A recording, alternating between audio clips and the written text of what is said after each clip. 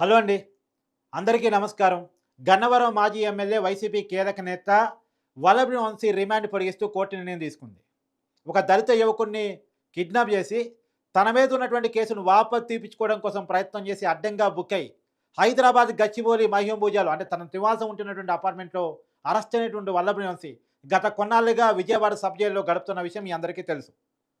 అతను జైలు జీవితం పొడుగుతూ పోతా ఉంది. కేసులు కూడా పెరుగుతూ పోతా ఉన్నాయి. ఒకవేళ ఒక కేసులో బెయిల్ వచ్చినా సరే మరో కేసులో అరెస్ట్ అయ్యేటువంటి పరిస్థితి కూడా కళ్ళ ముందు కనపడతా ఉంది. ఒక్క వల్లభనేని వంశీ అరెస్ట్ అనేది వైసీపీలో చెమటలు పోయిస్తూ ఉంది. రేపు అరెస్ట్ అయితే మా పరిస్థితి కూడా ఇదేనా? కేసుల మీద కేసులు పెరిగిపోతాయా? నెలల తరబడి జైలు జీవితం అనుభవించాల్సిందేనా? జైలు నుంచి బయటకు రావడానికి మోక్షమే దొరకదా అనేటువంటి పరిస్థితులు కనపడతా ఉన్నాయి. అందులోనూ జైలుకి వెళ్ళేటప్పుడు వల్లభనేని వంశీ ఎలా ఉన్నాడు? జైలు నుంచి కోర్టుకు తీసుకొస్తున్నప్పుడు ఎలా ఉన్నాడు? ఇప్పుడు ఈ వీడియోలు కూడా సోషల్ మీడియాలో పెద్ద ఎత్తున సర్క్యులేట్ అవుతూ ఉన్నాయి. జగన్మోహన్ రెడ్డి భాషలో చెప్పాలంటే అందగాడిగా జైలుకి వెళ్ళినటువంటి వల్లభనేని వంశీ ఇలా అంత వికారంగా తయారయ్యాడు. చీపెరి జుట్టు, తెల్లని జుట్టు, గడ్డం, కలదప్పిన మొహం, ఒకప్పుడు హీరో అనుకునేటువంటి వల్లభనేని వంశీ ఇలా జీరోగా కనపడుతున్న వైనం, ఇవన్నీ చూసి వైసీపీ నాయకుల్లో ఒక రకమైన భయం కనపడతా ఉంది. ఇలా అనేక మంది వైసీపీ నాయకులు తప్పించుకు తిరుగుతున్నారు.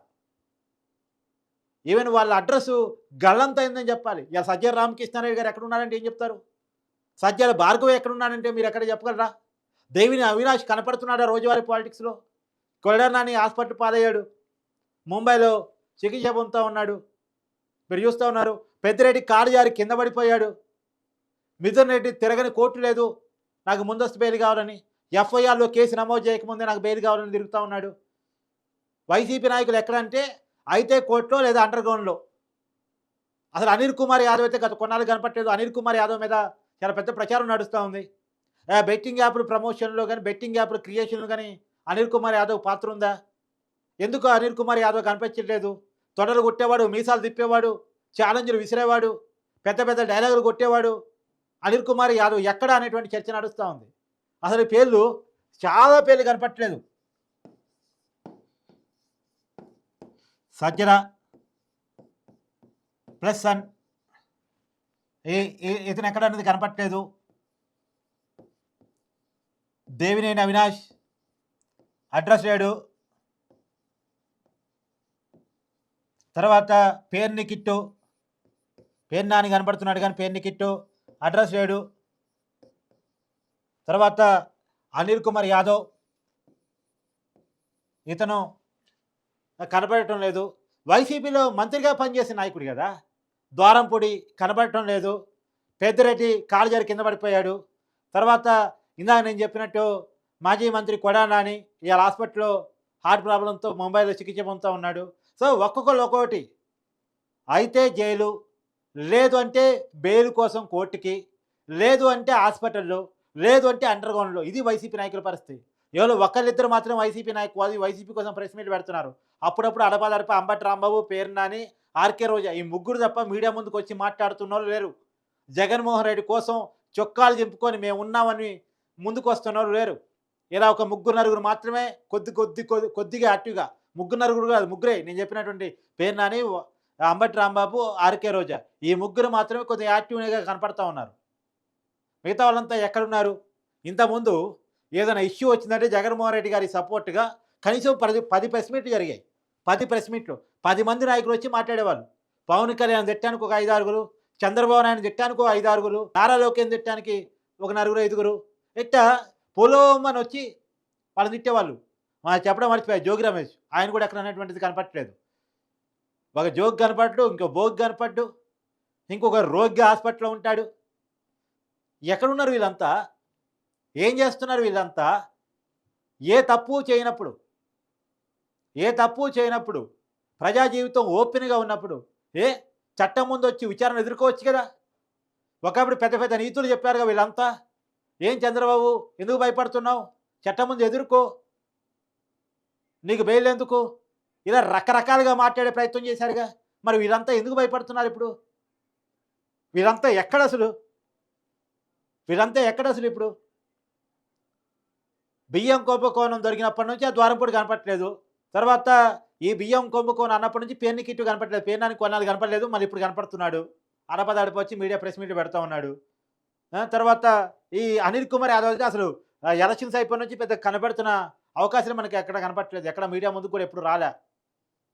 అసలు అనిల్ కుమార్ యాదవ్ ఎక్కడో, ఏంటో, ఏ బెట్టింగ్‌లో ఆడుతున్నాడో, ఏ దేశంలో ఆడుతున్నాడో, ఏ యాప్‌లు క్రియేట్ చేస్తున్నాడో, ఏ యాప్‌లో బెట్టింగ్‌లేస్తున్నాడో. ఇప్పుడు ఈ చర్చ ఉంది. ఏ ముసుగులో దాక్కున్నాడో, ఏ కలుగులో దాక్కున్నాడో అనిల్ కుమార్ యాదవ్. పెద్ద పెద్ద డైలాగులు కొట్టాడు. పెద్ద పెద్ద పిడికలు బిగించి మాట్లాడాడు. ఇవాళ వీళ్ళంతా ఎటుపోయారు అన్నటువంటి చర్చ పెద్ద ఎత్తున నడుస్తూ ఉంది. ఏది ఏమైనా లైఫ్ మొత్తం మందే, జీవితం మొత్తం మందే అధికారం అని చెప్పేసి భావిస్తే ఇలాంటివే జరుగుతాయి. రాజకీయాల్లో గెలుపులు ఓటములు సహజం. రాజకీయాలు ఎప్పుడు మనం అనుకున్నట్టే ఉండవు. ఇవాళ ప్రజలు మనకి అధికారం ఇవ్వచ్చు, రేపు తీసేయొచ్చు. అధికారం మనదే అనుకొని వెర్రవీగిపోతే, ఇష్టారాజ్యంగా ప్రవర్తిస్తే, నోటుకొచ్చినట్టు మాట్లాడితే, చేతి జులం ప్రదర్శిస్తే ఇవాళ ఇలా పరారీలో ఉండాల్సిన పరిస్థితి కనపడుతూ ఉంటుంది. కలుగులో దాక్కోవాల్సిన పరిస్థితి కనపడుతూ ఉంటుంది. ప్రత్యేకించి వల్లభనేని వంశీ అరెస్టు పెట్టిన భయం ఏంటంటే, అరెస్ట్ అయినా సింపతి రాదు. ఇలా పోసానికి ఇష్టముల్ని అరెస్ట్ అయ్యాడండి. సినిమా ఇండస్ట్రీలో ఒక్కడన్నా స్పందించాడా? అయ్యో పాపం అరెస్ట్ అయ్యాడే అని ఎవరన్నా మాట్లాడారా? పరామర్శించడానికి ఎవరన్నా వచ్చారా?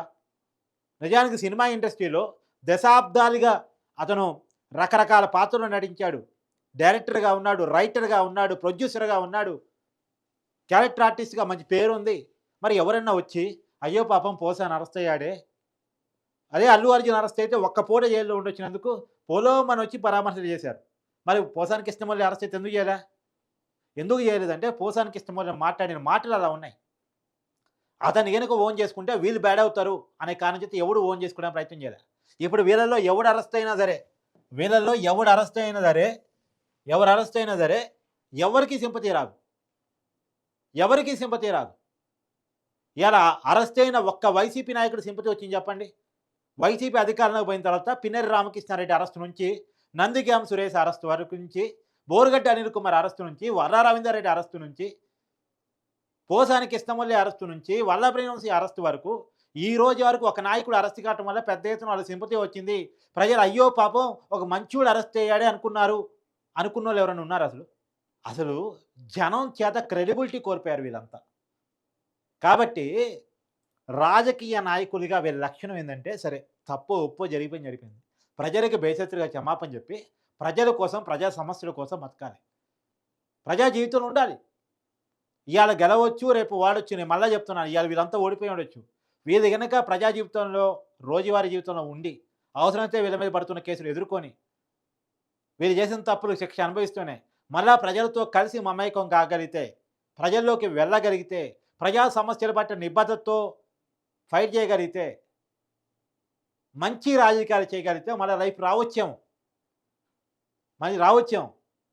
కానీ ఒకవేళ వైసీపీలో ఉండాలంటే ఒకరిని తిట్టాలి, ఇంకోటి మీద దాడి చేయాలి, ఇది మాత్రమే వైసీపీ రాజకీయం అని చెప్పేసి కనుక భావిస్తే మాత్రం ఎప్పటికీ వీళ్ళు అధికారంలోకి రాలేదు. కాబట్టి ఈ వైపు నుంచి రాజకీయాలు మార్చుకోవాల్సినటువంటి అవసరం ఖచ్చితంగా వైసీపీలో ఉంది అనేటువంటిది నేను చెప్పదలుచుకున్న మాట. కానీ ఏదేమైనా ఒక్క వల్లభనేని వంశీ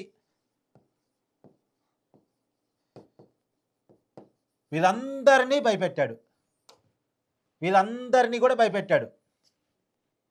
ఒక్క వల్లభనేని వంశీ భయంగా బిక్కుమంటూ గడుపుతున్నారు. మా అరెస్టు రేపు అయిద్దో, ఎల్లుండి అయిద్దో, ఒకడు జారి కింద పడిపోతాడు, ఇంకోటి హార్ట్ అటాక్ వచ్చి హాస్పిటల్లో జాయిన్ అవుతాడు, ఇంకోటి పరారీలో ఉంటాడు. నేను దాకా డైలాగులు ఇవాళ దాగుడు మూత్ర కార్యక్రమంలో ఉన్నారు. సరే చూద్దాం ఎవరు ఎప్పుడు అరెస్ట్ అవుతారు, ఎవరు ఏంటి అనేటువంటిది. ఎంత దాక్కున్నా, ఎంత కలుగులో ఉన్నా అరెస్ట్ అవుతామని కనుక చెయ్యాలి కనుక పోలీసులు గట్టిగా అనుకుంటే ఎక్కడున్నా తీసుకొస్తారు. చూద్దాం మరి ఏం జరగబోతుంది ఏపీ రాజకీయాల్లో. నెక్స్ట్ అరెస్ట్ ఎవరిది? వల్లభనేని వంశీ తర్వాత ఆ లిస్టులో ఉండేది ఎవరు? మామూలుగా కొడానాని ఉంటాడు అనుకున్నారు, ఉంటాడు అనుకునేసరికి హాస్పిటల్లో ఉన్నాడు. పెద్దిరెడ్డి ఉంటాడు అనుకునేసరికి హాస్పిటల్లో జాయిన్ అయ్యాడు.